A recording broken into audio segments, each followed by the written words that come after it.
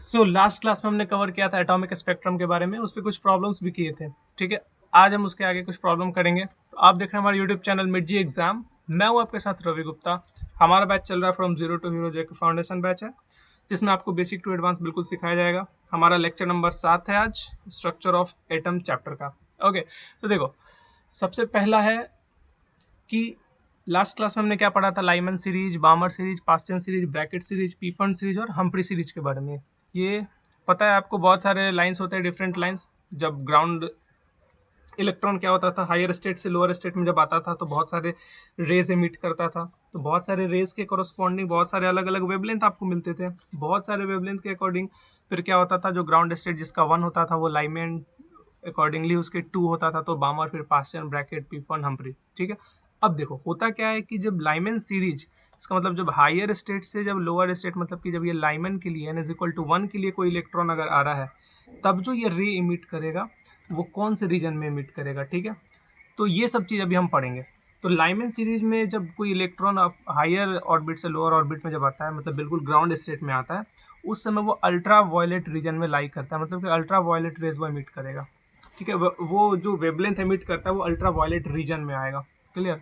बामर series जो आएगा वो विजिबल रीजन में आता है। अब ये विजिबल रीजन क्या है, देखिए बहुत सारे ऐसे वेवलेंथ है ना जो कि आपको दिखते नहीं है, और बहुत सारे ऐसे वेवलेंथ है, जैसा भी मैं बताया ना कि अल्ट्रा वायलेट, मतलब कि अल्ट्रा वायलेट का मतलब क्या, वैसे जो अल्ट्रा वायलेट रेज होते हैं उनका जो वेवलेंथ होता है जनरली, तो लाइमन सीरीज के बारे में जब हम स्टडी करते हैं और लाइमन सीरीज के अंदर में जितने रेज आते हैं ना वो सबके सब अल्ट्रा वायलेट रीजन में लाई करते हैं, मतलब उनका वेवलेंथ अल्ट्रा वायलेट रे वाला होता है। बट बामर सीरीज विजिबल रीजन में क्यों लाई करता है, क्योंकि इसका जो वेवलेंथ है ये विजिबल रेज के कोरस्पॉन्डिंग वेवलेंथ होता है, और इसका वेवलेंथ का जो स्पेक्ट्रम हमको मिलता है ये 400 नैनोमीटर से 750 नैनोमीटर तक का होता है। मतलब कि इतने रीजन में आपका विजिबल, इतने जो आपका क्या बोलते हैं लिमिट है, इस लिमिट के अंदर आपका विजिबल रीजन लाई करेगा। क्लियर है। ओके, पास्टन सीरीज आता है आपका इंफ्रारेड में, ये एक बार जेडबल में आया भी है, मैच द फॉलोइंग में आता है आईआईटी में। ठीक है, जेडबल मेंस में तो ऐसे इजी इजी है, पूछ भी सकता है, नहीं भी पूछ सकता है, बट आईआईटी वगैरह में पूछता है, आईआईटी के एग्जाम में। Match the following advance. Okay, bracket lie करता है आपके इंफ्रारेड में, पी फंड भी इंफ्रारेड, और हम्पड़ी आपका फार इंफ्रारेड कहीं कहीं रहता है, बट या it is also infrared reason. ठीक है, तो ये आपको याद रखना है, this chart is very important.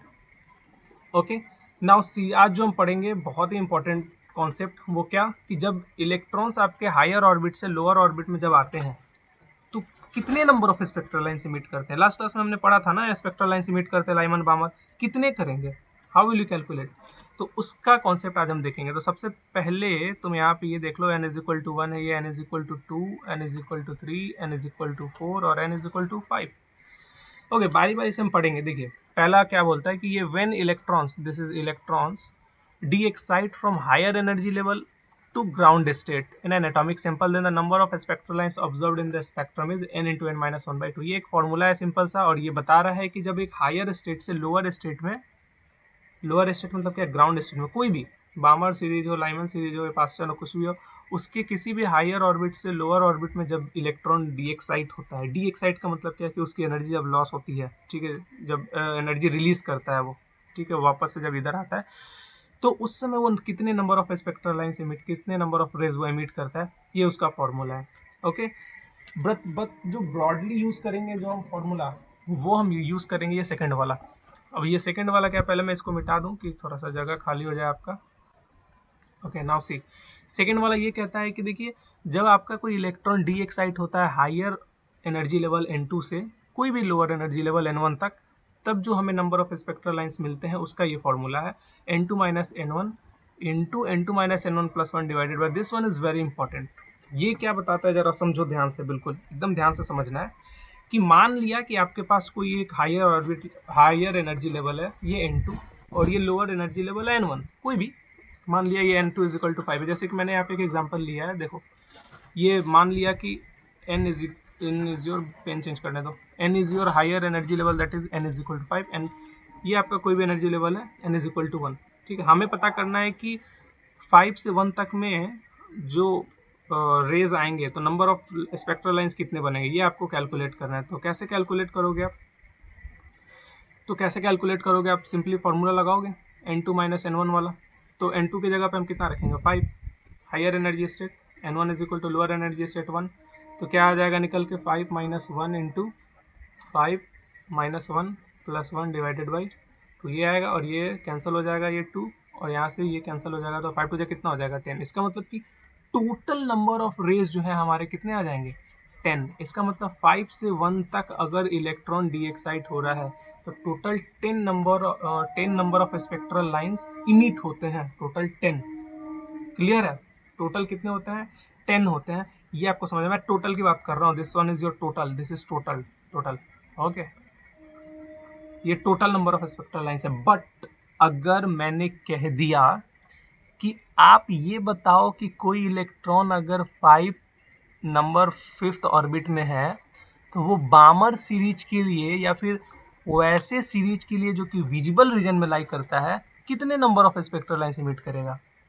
सवाल फिर से, अगर मैंने ये कह दिया कि आप ये बताओ कि कोई इलेक्ट्रॉन हायर स्टेट से अगर वो बामर सीरीज या फिर विजिबल रीजन के लिए अगर लाई करता हो तो नंबर ऑफ कितने स्पेक्ट्रल लाइंस इमिट करेगा, आप ये बताओ। तो उसका फॉर्मूला ये होता है, देखो मैंने क्या लिखा है, लाइंस ऑफ स्पेसिफिक सीरीज। आपको एक स्पेसिफिक सीरीज के बारे में पढ़ना है ना, मतलब आप बामर सीरीज के बारे में पढ़ रहे हो, आपने स्पेसिफाई कर दिया है कि वो बामर सीरीज ही है, उसी के बारे में हमें जानना है। हमें अल्ट्रा वायलेट और हमें लाइमन के बारे में नहीं जानना, हमें सिर्फ बामर के बारे में जानना है। तो हमने एग्जाम्पल ले लिया एक बामर सीरीज का। ओके, अब जरा ध्यान से समझो, एक एग्जाम्पल बताऊंगा, इसमें समझ में आ जाएगा। एक बामर सीरीज का हमने एग्जाम्पल ले लिया। नाउ सी, हमने कहा कि बामर सीरीज के लिए जो हायर स्टेट है और एनर्जी स्टेट वो कितना है, N2 इज इक्वल टू 5 है, और minus ground state of that series. अब ये बताओ कि ग्राउंड स्टेट उसका कितना होता है बामर सीरीज का, आप बोलोगे सर 2 होता है, इसका मतलब कि ये होता है आपका बामर सीरीज का ग्राउंड स्टेट। क्लियर है? नाउ सी कि लाइन बामर सीरीज के लिए कितने होंगे, अगर मैं ये फॉर्मूला लगाऊं तो मैं क्या लिख सकता हूँ, this is equal to N2 minus ground state मतलब कि 2, this will become what 5 minus 2 is equal to ये हो जाएगा कितना 3। बट अब तुम्हारे मन में एक और सवाल आएगा, सर अभी तो हमने कैलकुलेट किया था वहां से 10, अभी तो हमने इस फॉर्मूले से क्या कैलकुलेट किया था 10, किया था कि नहीं किया था, बोलो। 5 माइनस 1 इंटू यही तो किया था ना, दिस डिवाइडेड बाई 2, ये 10 आया था। अब आप कहोगे सर ये 10 आया था, बट यहाँ पे ये 1 ले रहा था मैं लोअर ऑर्बिट, यहाँ पे मैं क्या ले रहा हूँ लोअर ऑर्बिट 2, क्योंकि ये बामर सीरीज के लिए मैं ले रहा हूँ, इस चीज़ को ध्यान रखना है। ठीक, अब एक और चीज़, मैं एक बहुत मज़े की बात बताता हूँ, जरा देखो क्या, कि अगर मैं इस फॉर्मूले में, ठीक है, अगर मैं इस फॉर्मूले में ले लूँ, अगर मैं इस फॉर्मूले में ले लेता हूँ आपका 5 माइनस वो वाले में, ऊपर वाले में 5 माइनस 2, ये तो बामर के लिए होगा, आप बोलोगे कि हाँ बिल्कुल होगा, 5 माइनस 2 प्लस 1 डिवाइडेड बाई 2। अब ये बताओ यहाँ से ये कितना हो जाएगा, ये -1 और ये कितना हो जाएगा 4, तो ये यहाँ से कैलकुलेट करोगे आप कितना हो जाएगा, ये 2 और ये यहाँ से 3, 3 2 जा कितना हो जाएगा 6। तो आप बोलोगे कि सर बामर सीरीज के लिए total number of spectral lines कितने हो जाएंगे, this is total number of spectral lines, total number of spectral lines ये हो जाएंगे आपके 6। बट वो total number of spectral lines बामर series तक नहीं पहुंचेंगे। कैसे, इस चीज को हम जरा समझते हैं इस फिगर के थ्रू। देखो ये हायर ऑर्बिट है ना, और हमको कहाँ पहुंचाना है बामर सीरीज तक, एक यहाँ से यहाँ तक आ सकता है 2, तीसरा यहाँ से यहाँ तक आ सकता है 3, चौथा यहाँ से यहाँ तक आ सकता है 4, पांचवा यहाँ से यहाँ तक आ सकता है 5, और छठा कहाँ से कहाँ तक आ सकता है बताओ, यहाँ से यहाँ तक आ सकता है। ठीक है, तो हमारे पास टोटल ये 6 लाइन बनेंगे। इस 6 लाइन में देखो हमारे पास सिर्फ 3 ही ऐसे लाइन है जो कि इस n इज इक्वल टू 2 तक पहुंच पा रहे हैं। इसका मतलब कि n इज इक्वल टू 2 तक पहुंचने में सिर्फ 3 लाइन का ही रोल है, बाकी ये 3 लाइन जो है ये हेल्प कर रहे हैं इनको यहाँ से यहाँ तक पहुंचाने में। इसका मतलब ये total number of spectral lines हो जाएंगे। क्लियर? अब सिमिलरली आप लाइमन के लिए भी कैलकुलेट कर सकते हो, पास्टियन के लिए भी। ठीक है, तो इतना यहाँ तक है आपका स्पेक्ट्रल लाइंस का कॉन्सेप्ट। अब देखो, अब हम पढ़ेंगे drawbacks of Bohr's atomic theory. अब यहाँ पे क्या बोलते हैं, बोर्स का जो एटॉमिक थ्योरी यहाँ पे एंड होने को है। क्या है जरा बोर्स का जो ड्रॉबैक है, ड्रॉबैक नहीं बोलेंगे इसको, हम लिमिटेशंस कह सकते हैं, we can say it as limitations. ठीक है, लिमिटेशन जो वो बताने में फेल हुए थे, गलत तो नहीं बताया था उन्होंने, बट वो बताने में जो फेल हो गए थे वो क्या, देखिए उन्होंने सिर्फ बताया था हाइड्रोजन या हाइड्रोजन लाइक स्पीसीज के बारे में। इसका मतलब कि ये हाइड्रोजन हो गया या हीलियम प्लस या इस तरह के जितने भी स्पीसीज थे, सिर्फ 1 इलेक्ट्रॉन स्पीसीज के बारे में ही नील्स बोर ने बताया था। ठीक है, फिर उन्होंने हाइपरलाइन स्पेक्ट्रम को भी उन्होंने एक्सप्लेन नहीं किया था। हाइपरलाइन स्पेक्ट्रम क्या है, जरा देखिए कि अगर आपके जो इलेक्ट्रोमैग्नेटिक वेव्स या जो भी रेज हैं आपके, अगर उनको हम मैग्नेटिक फील्ड में, ठीक है, मैग्नेटिक फील्ड में अगर हम रख देते हैं तो वो कैसे स्प्लिट करेंगे, इसके बारे में उन्होंने नहीं बताया था। ठीक है, तो मैग्नेटिक फील्ड लाइन में जितनी भी स्प्लिटिंग होती है उस स्पीसीज को, उस इफेक्ट को हम क्या बोलते हैं, जीमान इफेक्ट। क्लियर।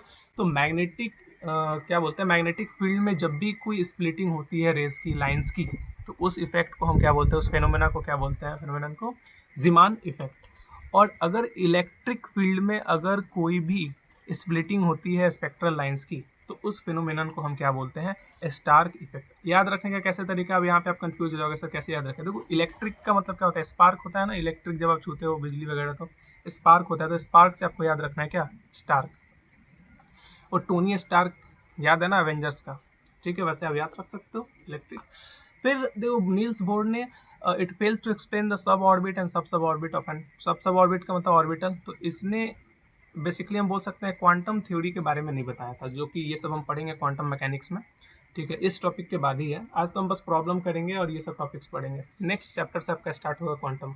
ठीक है, तो इन्होंने नहीं बताया था कि ऑर्बिट के अंदर भी ऑर्बिट होता है, उस ऑर्बिट के अंदर भी सब ऑर्बिट होता है, सब ऑर्बिट जिसको हम ऑर्बिटल बोलते हैं। ठीक, उन्होंने सिर्फ सर्कुलर पाथ के बारे में बताया था या ऑर्बिट के बारे में, उन्होंने कहा था कि जो इलेक्ट्रॉन से सिर्फ और सिर्फ सर्कुलर पाथ में घूमता है, लेकिन एक समर फील्ड थे हमारे, समर फील्ड, उन्होंने बताया था कि इलिप्टिकल पाथ में भी मूव करता है।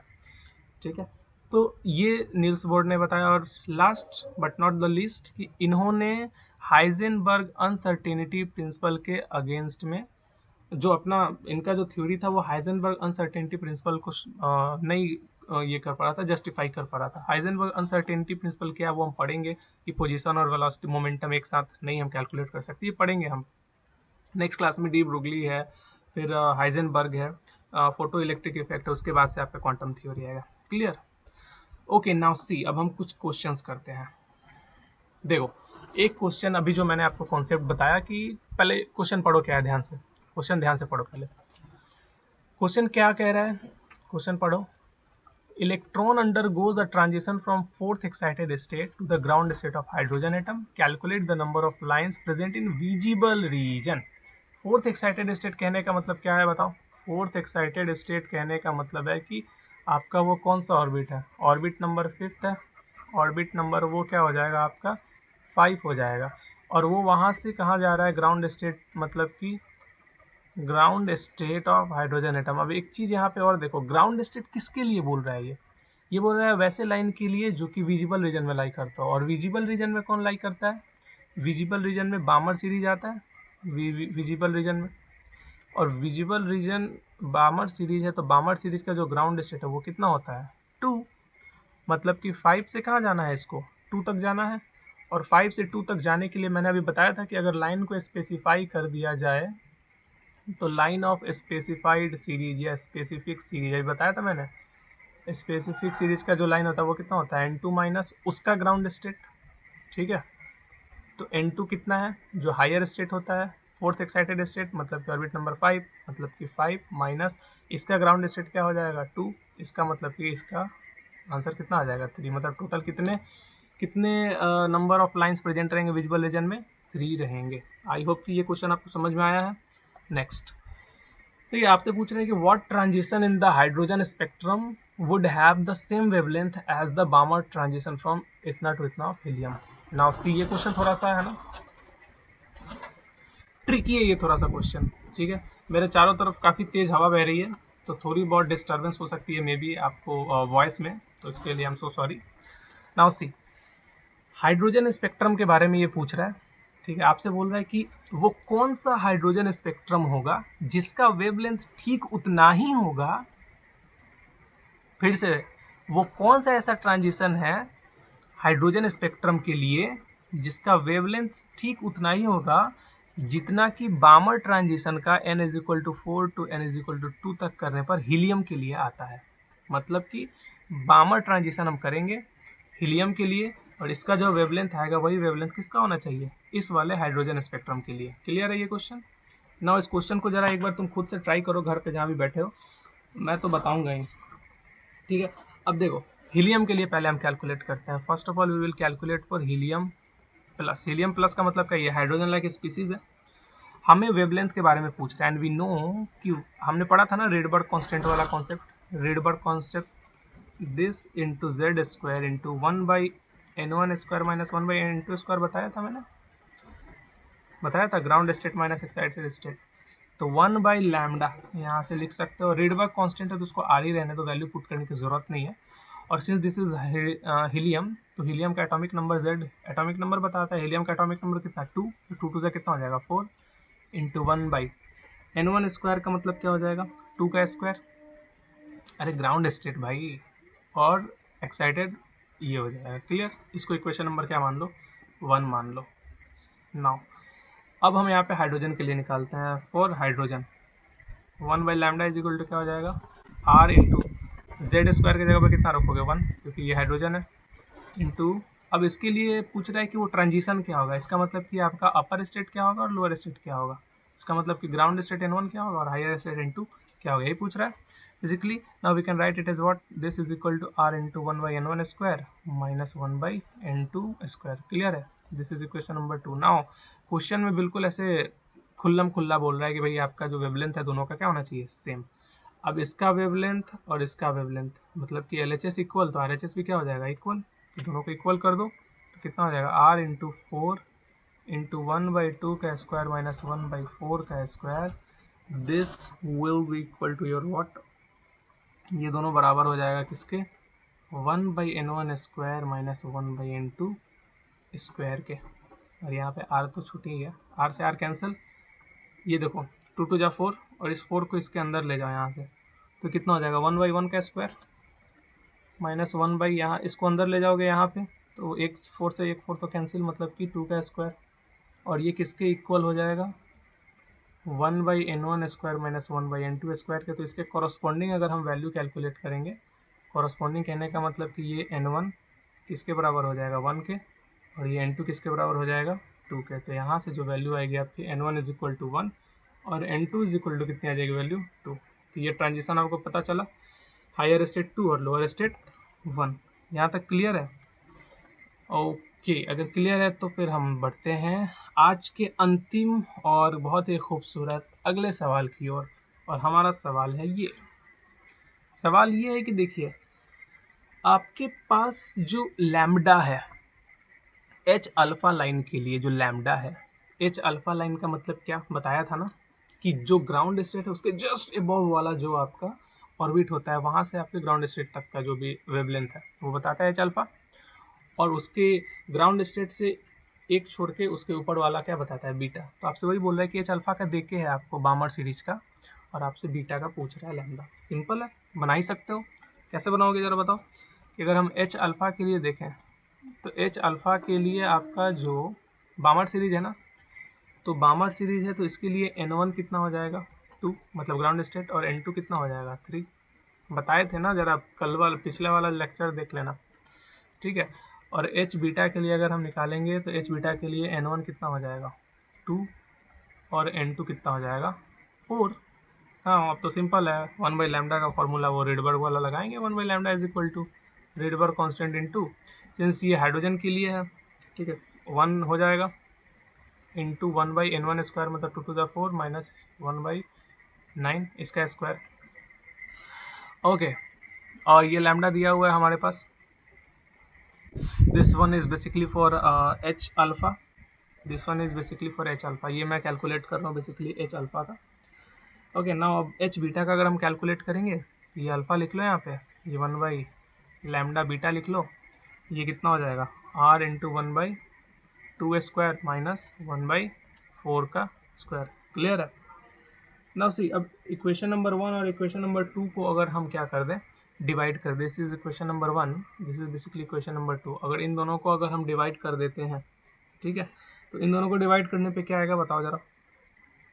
1 अगर हम लिखते हैं 1/दिस डिवाइड बाई 1/दिस, तो ये बीटा तो ऊपर चला जाएगा और ये अल्फा नीचे आ जाएगा, तो फिर ये क्या हो जाएगा lambda beta divided by lambda alpha is equal to 1/4, ये ऊपर रहेगा और ये नीचे रहेगा 1/4 minus 1/9 this divided by 1/4 minus 1/16। Is that clear?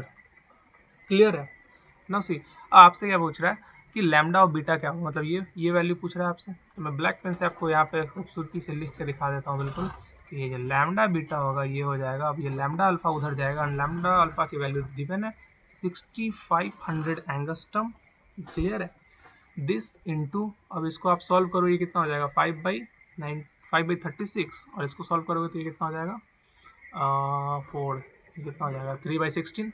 ठीक है, इसको आप सॉल्व करोगे तो कितना आ जाएगा 80 डिवाइडेड बाई 108, ये आ जाएगा आपका वैल्यू। यहाँ से आप फिर कैलकुलेट करो, कैलकुलेट करोगे तो फिर कैलकुलेट कर लेना घर पे। वैसे अगर कैलकुलेट फाइनल आंसर जानना चाहते हो तो इसका फाइनल आंसर हो जाएगा, ये मैंने कैलकुलेशन किया है इसलिए मैं आपको बता रहा हूँ। ठीक है, चलो यहाँ तक समझ में आया? Now this is the end of lecture, और नेक्स्ट क्लास में हम पढ़ेंगे de Broglie wavelength Heisenberg uncertainty principle. But या डी ब्रुगली वेवलेंथ पे पहले हम कुछ प्रॉब्लम्स करेंगे, तो मे भी कि मैं हाइजेनबर्ग अनसर्टेनिटी प्रिंसिपल का एक लेक्चर अलग से बनाऊं। ठीक है, चलो मिलते हैं नेक्स्ट वीडियो में, तब तक के लिए बाय, थैंक यू।